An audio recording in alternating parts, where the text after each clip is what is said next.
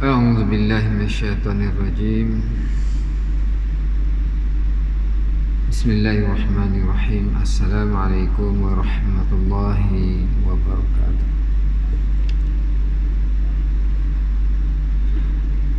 الحمد لله الذي خاص نفسه بالدوام ومن علينا بنعمة الإيمان والإسلام، نحمده ونستعينه ونستغفره ونعوذ بالله من شرور أنفسنا ومن سيئات أعمالنا. من يهده الله فلا مضل له ومن يضلل فلا هادي له. ونشهد أن لا إله إلا الله ونشهد أن محمدا عبده ورسوله. اللهم صل وسلم على سيدنا محمد وخاتم النبيين من ابن عبد الله. وقال رب اشرح لي صدري ويسر لي أمري واحلل عقدة من لساني yafqahu qawli amma ba'du. Dikasih lagi dimuliakan di malam pengurusi masjid, ahli-ahli jawatan kuasa Masjid Tariq Beziak bersama pegawai yang dibarisi ahli-ahli jemaah, ayah-ayah, abang-abang yang dikasihi oleh Allah Subhanahu wa taala. Marilah sama-sama terlebih dahulu kita menilik akan diri kita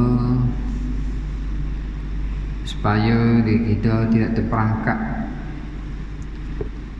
dalam perangkap-perangkap keduniaan yang boleh membawa kita penghujung nyawa. Dalam kita melangkah atas muka bumi, dia ada perangkap sebagai ujian. Siapa-siapa yang lalai, maka terjerumuhlah dalam perangkap tersebut sehingga penghujung nyawa. Banyak kita boleh melihat dengan jelas dan nyata, dulunya dia orang beriman, akhir mati dengan kufur. Dulu dia orang semaya, akhirnya murtad. Dulu dia ikut sunnah Nabi SAW, sekarang dia Syiah. Dulu dia kaki masjid, sekarang dia kaki disko. Banyak begitu berlaku, tapi kita masih lagi istiqamah. Kita yang dalam surah ni masih lagi istiqamah menjunjung amalan baginda Rasulullah SAW. Ini bawa alih-alih sunnah wal jamaah. Jadi bersyukur kepada Allah Ta'ala kerana pada pandangan mata kasar kita masih lagi tak terperangkap dalam perangkap-perangkap dunia. Kita risau dan bimbang, takutnya ia terbawa di alam barzah. Bila mana kita sampai ke alam barzah dengan keadaan hujung nyawanya tidak baik, maka barangkali di kita bukan kalangan yang orang yang beruntung, orang yang rugi di alam barzah. Amatlah kita tak boleh nak bayangkan. Apatah lagi rugi alam dunia, nampak dah betapa kitanya menyesal. Orang nak bagi rumah prima free, tiba-tiba kata wakil rakyat nak rumah prima free, sains borang sahaja bersepenangan PKP. Tiba-tiba orang kita ambil dah, kita lala nak sains. Tahu-tahu orang dah serah dah borang, dan tahu-tahu orang dah maklum siapa dia yang dapat, siapa yang tidak. Kita borang duduk rumah lagi tak sains borang tu. Kita punya tepuk dahi, subhanallah, ruginya aku lala ya Allah, aku tak sains pun borang tu. Walau tak payah pun sainsnya kerana lala saat ni. Penghujungnya kita menyesal yang amat sangat. Rumah prima 300,000 baru nak bagi. sepenuh PKP jatuh. Ni bukan rumah prima ni, kesenangan kita alam barzah dulu. Bila sampai alam barzah kita tidak senang apa. Masuk-masuk Tuhan sedia dah tentera-tentera daripada Allah SWT untuk menyiksa kita. Masuk kita alam barzah, terperangkap dalam kemaksiatan yang kita buat, maka menyesal yang amat sangat. Subhanallah. Jadi sebelum kita menyesalkan di kemudian hari, untuk elok diri kita daripada terperangkap daripada perangkap-perangkap di dunia, maka ada jalan dia. Jalan yang pertama, yakni nak menuju kepada kejayaan yang dipanggil oleh Allah Ta'ala, yakni muflihun. Pastikan diri kita dalam landasan muflihun. Sebab dalam dunia ni terbagi dalam 3 bahagian, yakni golongan yang muflihun, golongan yang khasirun, golongan yang halakun. Orang yang termasuk dalam golongan muflihun beruntunglah dia, kerana dalam keadaan orang yang berjaya. Dan orang yang duduk dalam golongan orang yang khasirun, maka rugilah serugi-ruginya dia, kerana dia duduk dalam keadaan lalai. Orang yang dalam keadaan halakun, duduk dalam celaka, teramat besarlah ruginya, kerana dia tidak nampak kehebatan Tuhan, dia nampak kehebatan dunia. Maka mati dalam keadaan murtad, syirik dan sebagainya. Untuk elok semua tu, kita yang masih lagi kekal di masjid, kita masih lagi jadi pemenang masjid, untuk maintain, tak takut dia cabut skru hok kemah. Kalau kita tengok lama-lama dia boleh cabut. Tengok cabut skru, mana skru, iaitu sifat muqarrabah. Sifat muqarrabah ni skru yang penting. Yang ada skru 13, yang ada skru 10, yang ada skru 15. Muqarrabah ni skru yang besar. Artinya dia ada tempat-tempat yang perlu kita nak tengok, adakah kita berjaya melalui proses muraqabah. Gapo benda ustaz sifat muraqabah? Muraqabah ni jiwa kita ada Tuhan dalam hati. Kalau kita ada kalimah la ilaha illallah, adakah ada Tuhan dalam hati? Muhammadar Rasulullah, adakah Nabi ada dalam hati? Kalau ada Tuhan dalam hati, dia akan buat kerja-kerja Tuhan suruh. Kalau ada Nabi dalam hati, dia akan buat kerja-kerja hak Nabi nak, jadi sunnah baginda Rasulullah SAW. Sebagaimana kalau hati kita, dalam hati kita ada bini, hak bini nak kita buat, kita ikut. Kalau ada anak di hati kita, hak mana anak nak, kita ikut. Ada kereta di hati kita, kereta nak, kita ikut. Nak bumper baru, nak tayar baru, nak resport, kita buat semua tu. Kalau semua itu ada dalam hati kita, ini hati boleh gerak kepada ke arah jiwa-jiwa yang ada sifat berkehendak. Jadi nak ubahnya, biarlah kita ada sifat berkehendak, iaitu apa? Sifat muraqabah. Apa yang muraqabah? Nak berkehendaknya kepada Allah, biar duduk di hati kita. Sebab tu bila kita kata Allah duduk dalam hati kita, Allah Ta'ala tak tilik benda lain. Dia tak tilik muka comel, dia tak tilik pakaian comel, dia tak tilik harta mana tak. Dia tilik hati. Kalau tilik hati dia tak ada dalam tu, susah lah. Tuhan tilik hati kita, rupanya aku tak ada sini. Kita dengan bini kita, dia kata saya. Tapi pada kita melihat diri dia, tak ada persiapan pun untuk diri kita, untuk kita dalam diri dia, tak ada. Tak beriah pun untuk kita. Dia beriah tu, kita nampak kita ada dalam hati dia. Dia comel diri dia, dia manja diri dia, kerana kita nampak kita ni ada dalam hati dia, maka sukalah kita. Tak cakap abang nak pakai gapo, betul-betul ni abang manja saat ni merujuk hati kita ni ada dalam hati dia. Kita melihat suka kita. Begitu juga Allah Ta'ala tilik juga akan hati kita. Adakah hati kita comel atas amalan yang kita buat? Kerana bila amalan yang kita buat menampakkan Allah Ta'ala ada di hati kita. Bila Allah Ta'ala ada di hati kita, kita buat amal comel lalu. puasa comel, sembahyang comel, apa saja amalan. Kenapa comel? Karena Allah ada di hati. Begitu juga bila kita kata Muhammad Rasulullah, Nabi ada di hati kita. Sunnah apa comel? Bukan sunnah karut-marut. Tuan-tuan. Jadi dengan keadaan demikian, maka kita letakkan bergantung dengan sifat muraqabah. Apa sifat muraqabah? Yakni yang pertama muraqabah kepada ketaatan. Maksudnya sana, dalam apa saja kita buat ketaatan, jangan lari daripada lupa Tuhan. InsyaAllah kita dah buat semua tu. Dan yang keduanya muraqabah dalam kemaksiatan.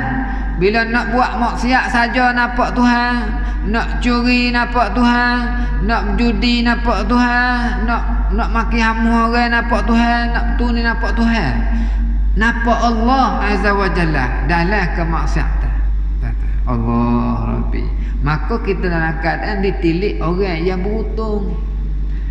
Begitu juga dalam muraqabah, dalam musibah. Mari COVID-19 tuan-tuan, kita rasa subhanallah ada Tuhan di hati kita, bukan ada sifat celaka, sifat Tuhan beci dak.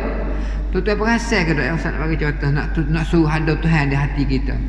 Pada ketika dulu tentera Abrahah nak pergi runtuh Kaabah. Masa tu seorang manusia tak mampu untuk melawan tentera Abrahah. Artinya manusia tak mampu untuk mencegah daripada Kaabah diserang oleh tentera Abrahah. Seorang pun tak ada. Ingat tak? Oh ingat. Jadi dalam tak mampu manusia tu, Tuhan hantar tentera dia. Berapa dia? Ababil. Tuhan tunjuk kehebatan Tuhan. Dalam musibah tadi Tuhan hantar ke Ababil untuk menunjukkan Tuhan yang dulu jaga daripada runtuhnya Kaabah saat ni. Begitu coronavirus ni. Manusia tak mampu lagi nak cegah maksiat. Walaupun pejabat agama, walaupun pejabat mufti sebelum hari COVID-19 ni, tak mampu seorang pun. Bukan berani orang gojolo ataupun orang lesbian ataupun orang gay pergi jumpa jabat agama sendiri, minta kebenaran nak gay, minta kebenaran nak lesbian. Jabat agama berani. Dan jabat agama kata apa? Ikut emong ah. Ikut emong dia tu. Dia tak mampu. Kalau pergi pejabat hak asasi manusia, lagi dalam manusia tak mampu untuk cegah maksiat, gelombang maksud yang gila-gila punya, sehingga manusia berbangga-bangga. Maka Tuhan hantarkan satu virus, yakni COVID-19, sehingga manusia tak berani nak rapat sesama manusia. Hilang maksiat secara serta-merta. COVID-19 merapat mati. Merapat mati. Cuba buat kalau berani. Artinya Tuhan hantar tentera dia untuk cegah. Tuhan nak tolong supaya manusia selamat daripada bergelombang-gelombang maksiat. Sebab gelombang ni bahaya. Kalau kita bukan gay pun, orang sebelah gay kita dapat pahala gay. Kita bukan lesbian tapi jika kita lesbian, kita dapat dosa lesbian. Jadi pahala dosa memang dapat atas pahala kita. Jadi kita yang buat amal ibadat sia-sia. Maka Tuhan hantarkan COVID-19 ni di kalangan manusia tak mampu. Maka hari ni alhamdulillah selamat manusia daripada gelombang-gelombang yang maksiat, yang bukan-bukan. Tu. Jadi nampaklah muraqabah kita pada musibah. Jangan kita hanya tudai jari kluster ni kluster tu hingga lupa musibah datang hanya untuk membentuk manusia menjadi lebih baik kepada yang tidak baik. Dan yang seterusnya muraqabah dalam kenikmatan. Kita dah ada segala-galanya tuan-tuan, ada kesenangan, ada kebahagiaan, ada kepuasan hati, semua ada apa yang kita miliki. Alhamdulillah. Maka dekatlah diri kita dengan Allah. Jangan kita kata aku senang kerana aku hijau, aku bahagia kerana aku setia, aku sihat kerana aku jogging. Punah kita. Dalam kenikmatan tu jangan pergi gitu. Aku kaya kerana Allah Ta'ala bagi disebabkan aku hijau. Aku bahagia kerana Tuhan bagi aku kita dengan setia pada sepasangan. Artinya tersabitkan kepada Allah Ta'ala. Maka kenikmatan tersebut ditambah-tambah lagi oleh Allah Subhanahu Wa Ta'ala. La in syakartun la azidannakum. Barang siapa yang syukur atas nikmat aku akan tambah lagi. Dan merokobah dalam semua bentuk ujian. Tak kira lah ujian apa sekalipun yang kita atas muka bumi, 7 petala langit dan 7 petala bumi dan isi-isinya, luar kulit, dalam, belakang, depan, atas diri kita, kita nampak Allah Ta'ala semata-mata. Kenapa Tuhan nak bentuk kita dalam kalangan orang yang berjaya, tuan-tuan? Beruntunglah kita bila dapat sifat merokobah, maka kejayaan tersebut dibentuk oleh tempat-tempat yang tertentu. Merokobah dia ada sifat-sifat kejayaan yang tertentu. Antaranya merokobah mampu memiliki kejayaan menjadi golongan al-abrar. Kata Allah Ta'ala, orang yang golongan termasuk golongan al-abrar. A'udzu billahi minasy syaithanir rajim. Innal abrara lafi na'im. Siapa golongan yang al-abrar ni? Tidak tak bukan orang yang ada sifat muraqabah dengan Allah. Yang ada kejayaan yang sifat al-abrar yang pertama. Jadi kata Allah Ta'ala, innal abrar lafi na'im. Sesungguhnya orang yang gapo abrar, berbakti benar-benar berada dalam syurga yang penuh kenikmatan. Berbakti jiwa dia kepada Allah, berbakti jiwa dia kepada Rasul, berbakti jiwa dia kerana jiwa pemimpin, berbakti kerana jiwa dia jiwa bapa, berbakti kerana jiwa-jiwa topak, jiwa rakyat. Begitulah contohnya berbakti kepada amanah-amanah yang telah diamanahkan kepada dia. Maka berbakti dengan apa yang dia mampu. Maka kenapa dia boleh berbakti? Kerana ada sifat muraqabah tadi. Tuan-tuan, kerana dia ada Tuhan dalam hati dia, maka dia bersifat sedemikian. Maka Tuhan bagi ke dia, yakni kenikmatan yang luar biasa. Biasanya golongan ini ialah golongan yang berbakti dengan penuh rasa ikhlas semata-mata kerana Allah SWT. Kenapa? Apa yang Allah Ta'ala suka, maka dia suka. Biasa orang macam ni, sifat muraqabah yang boleh bentuk diri dia.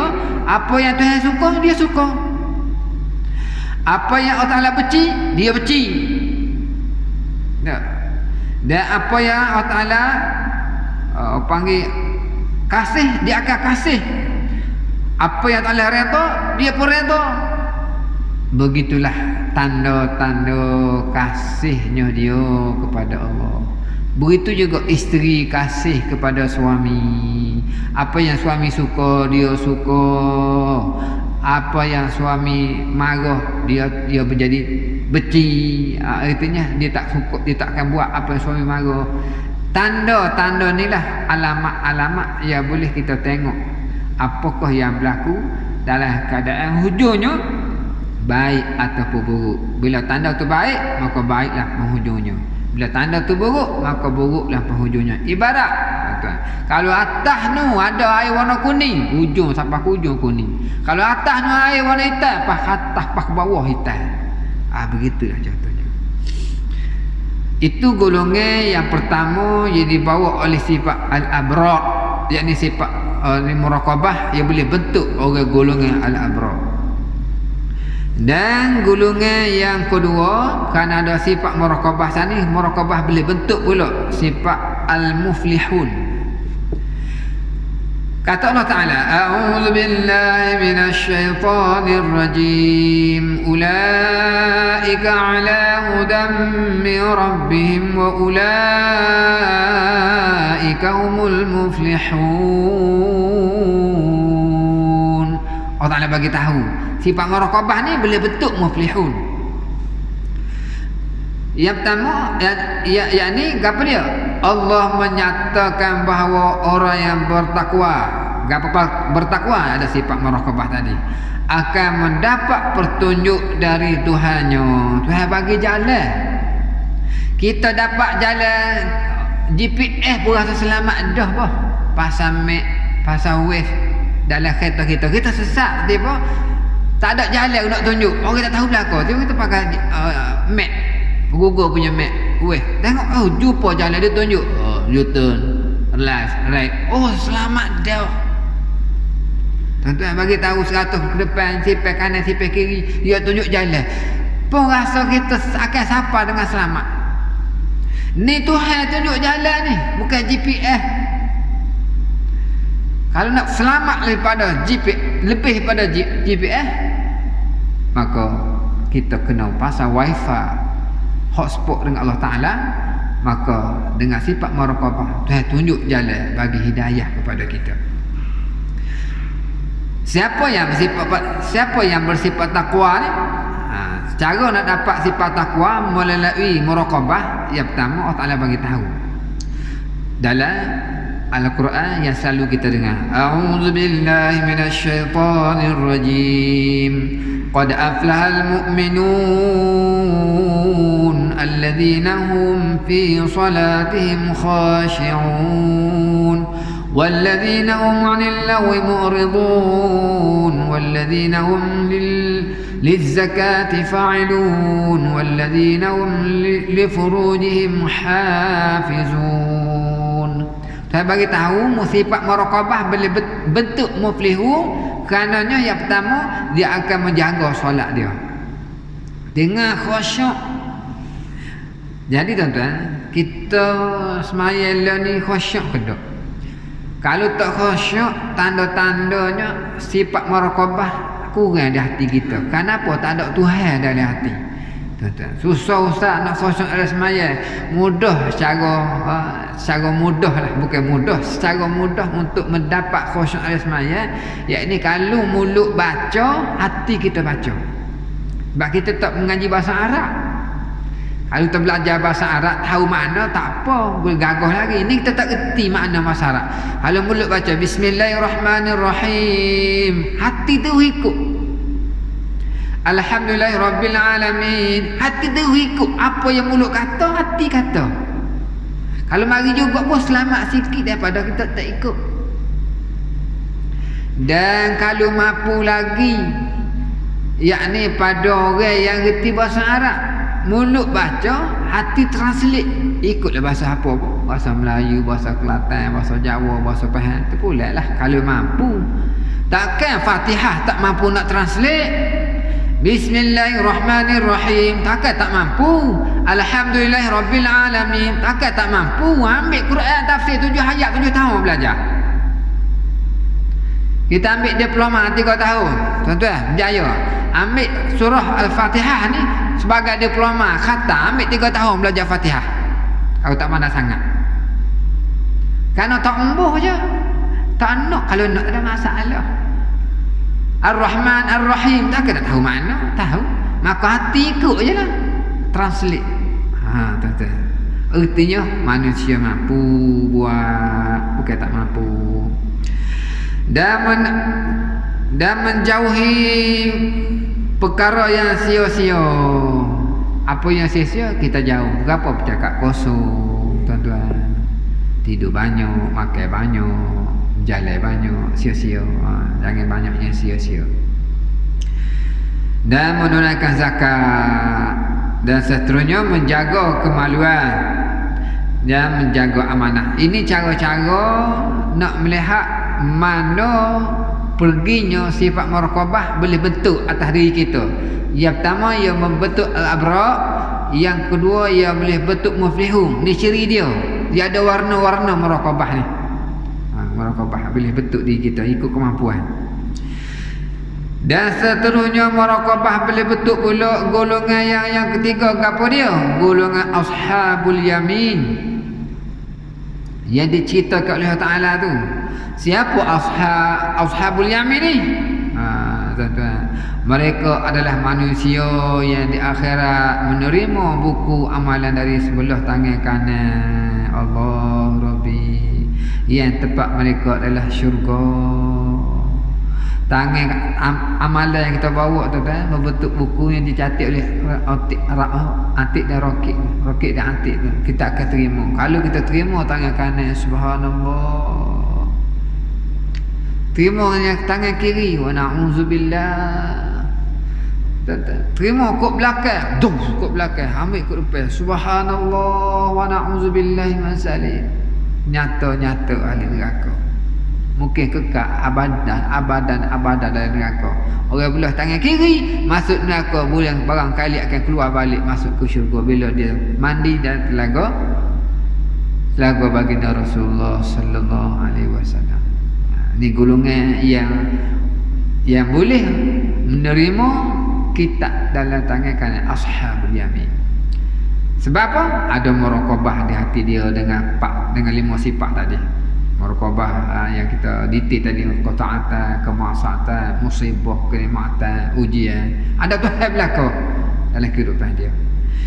Dan seterusnya muraqabah boleh bentuk juga golongan yang muqarrabin. Banyak tempat yang boleh pergi. Yang pertama al-abra, yang kedua muflihun, yang ketiga ashabul yamin, keempat golongan al-muqarrabin. Dia boleh betul orang yang ada sifat muraqabah. Siapa golongan al-muqarrabin ni? Yakni taqarrub.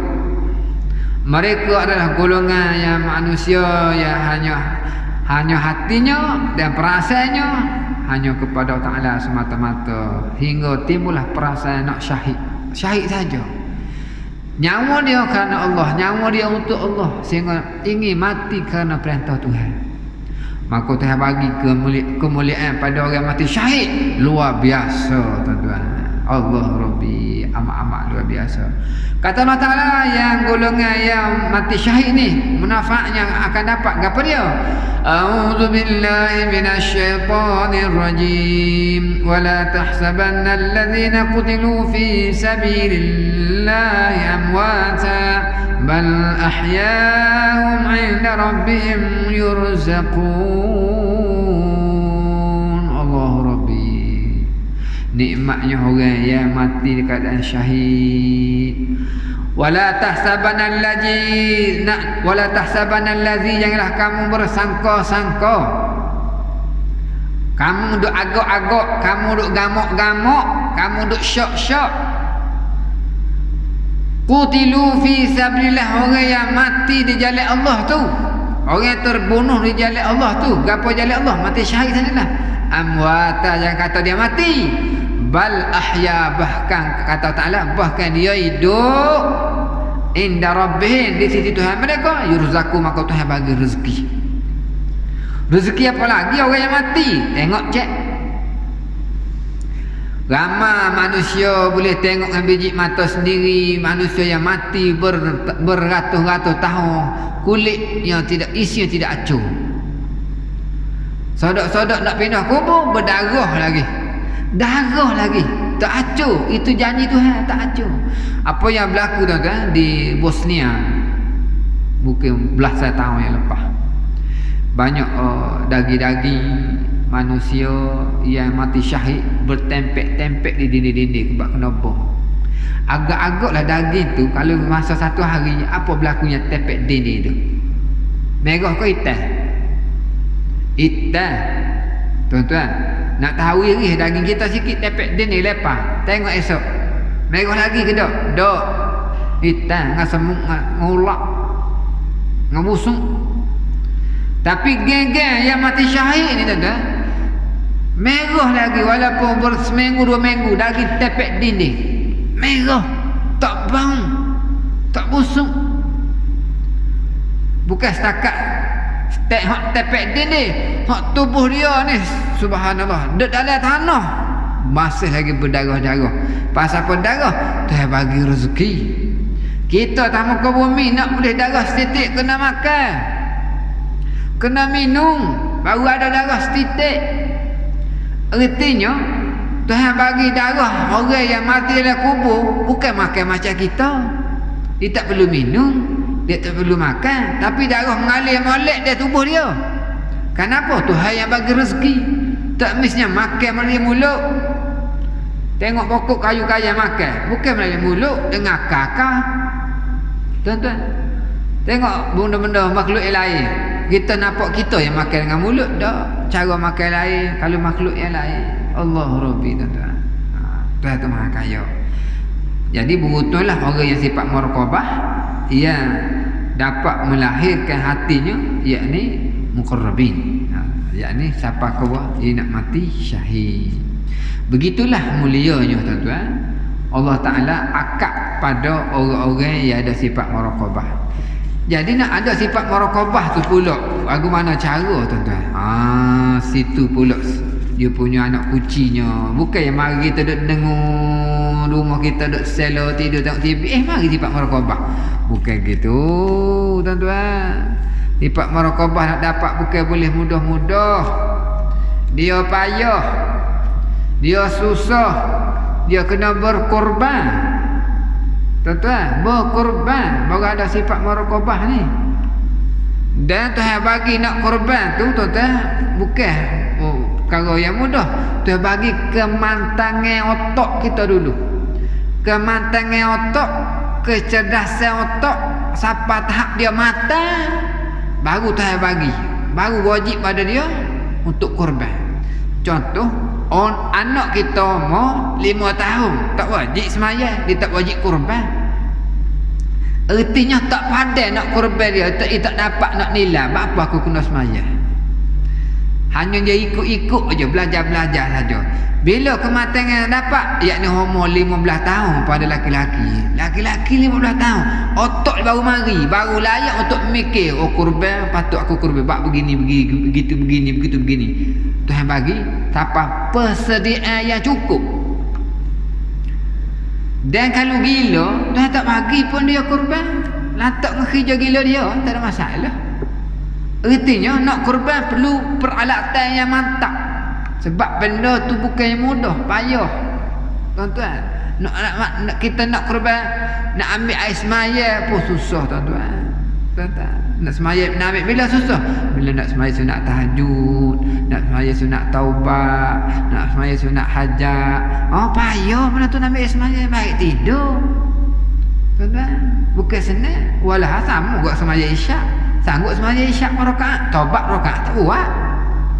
Tuan-tuan, apa kali hari ni kita semaya taubat? Dah lagi semaya fardu dah banyak kali dah. Zuhur 4 kali, asar 4 kali, dah 8 dah. Lepas maghrib kali 3, lepas isyak pula 4, subuh hari-hari lagi tu. Taubat rakaat je, tak buat. Bukan mudah. Payah. Allahu Akbar tuan-tuan. Jadi tidak dapat tidur. Kita mesti nak dapat sifat muraqabah mesti kena Allah. Fa'lam annahu la ilaha illallah. Kata Allah, maka wajib atasmu kena akan Allah. Tidak ada Tuhan di semua melainkan Allah. Situ dulu baru mari sifat muraqabah.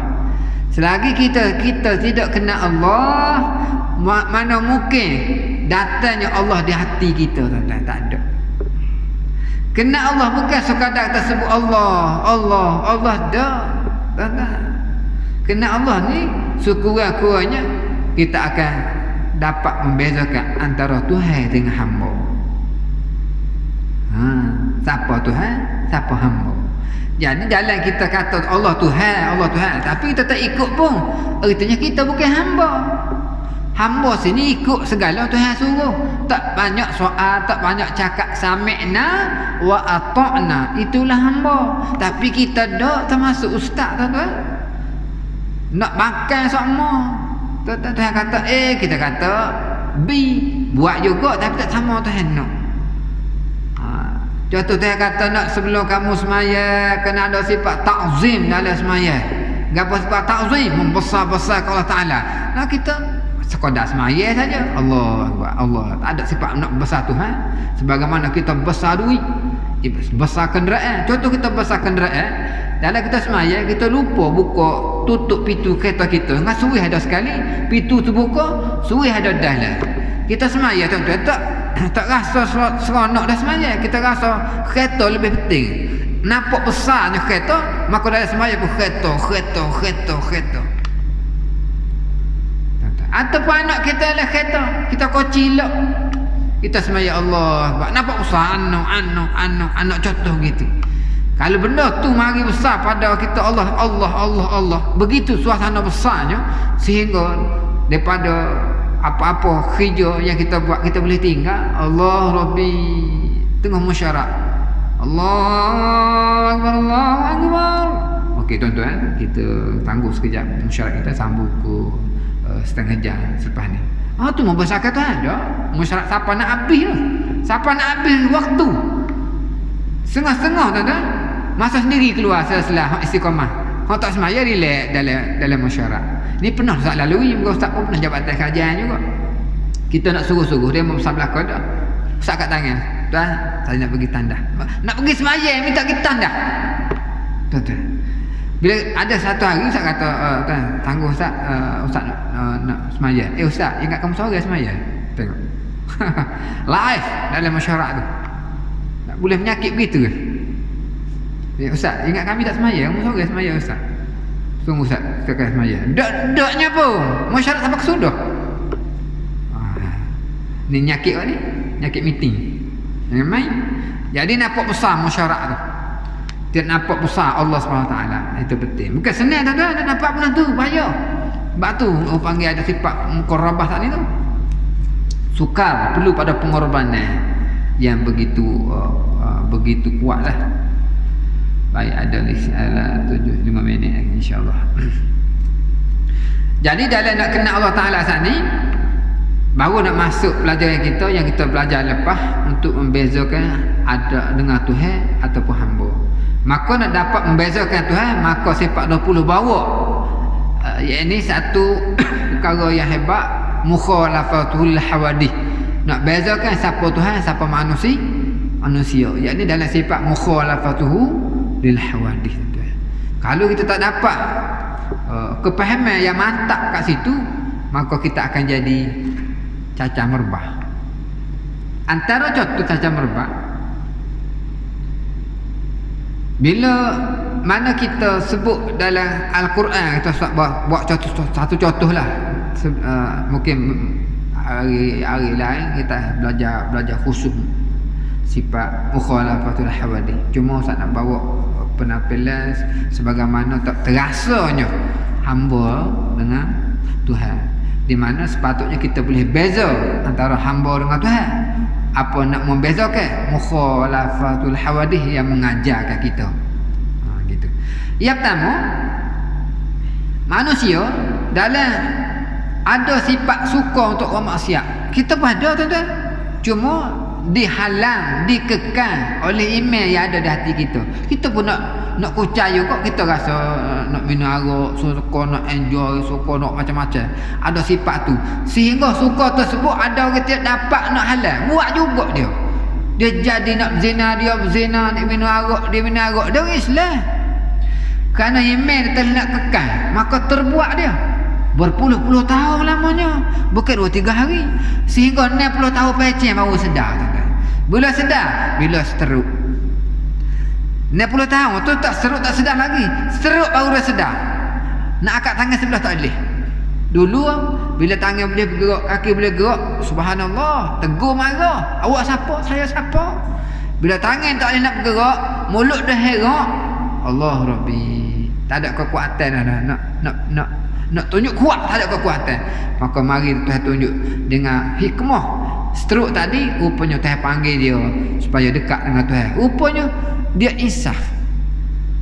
Dia sedar dengan kesilapan dia. Ustaz, saya nak belajar semaya Ustaz. Ustaz, saya nak belajar Quran Ustaz. Saya tak pandai lagi baca Quran Ustaz. Dah 60 tahun. Ya Allah. 60 tahun tak baca Quran, jerit bila insaf tak mari. Ustaz, Allah Ta'ala takdir dari saya dah lalai. Ya Allah, takdir saya dalam keadaan jahat. Ya Allah. Dia kata Tuhan pula takdir dia. Allah Rabbi. Artinya manusia suka pada buat maksiat, Tuhan pun suka juga. Apa yang Tuhan suka? Tuhan pun sekongkong dengan dia buat maksiat.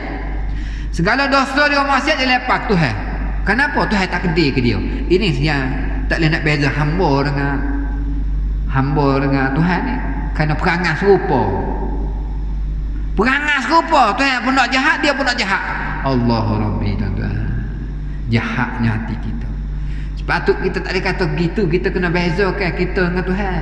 Kita sebut, ya Allah, aku lala dulu ya Allah. Alhamdulillah hari ni kau bagi hidayah padaku ya Allah. Terima kasih ya Allah, aku lala ya Allah. Astaghfirullahaladzim ya Allah. Gitu patutnya baru kena omong tu Tuhan, aku ni hamba.